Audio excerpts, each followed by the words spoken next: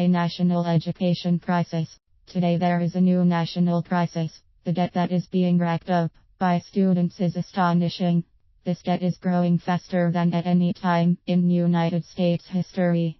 Experts agree that it is expected that each college graduate will leave college with around $5,000 in unsecured loan debt.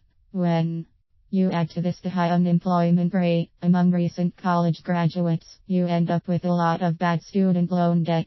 The total student loan debt is now running over $1 trillion. Part of this is the requirement of more people needing a college degree to get a living wage.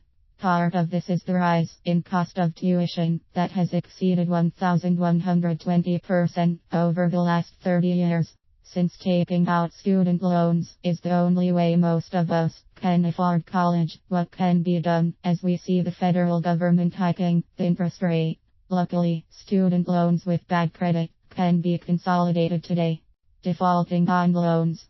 When a student defaults on a student loan, he finds himself in a bad credit spiral.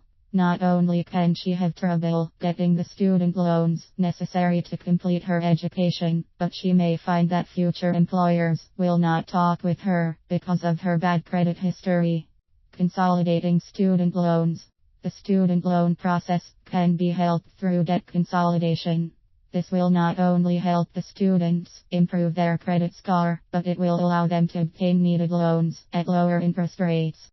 The student has to surrender all the existing loans to a company that specializes in student loan consolidation.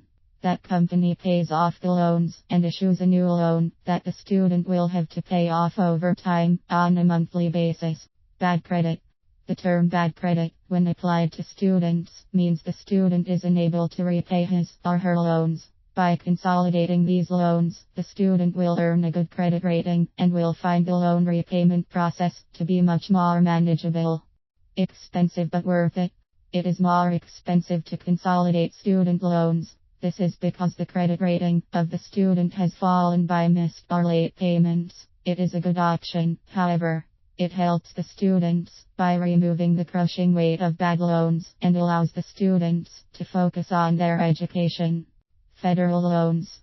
The federal government offers several loan programs targeted at students. In most cases, these programs are the best options available.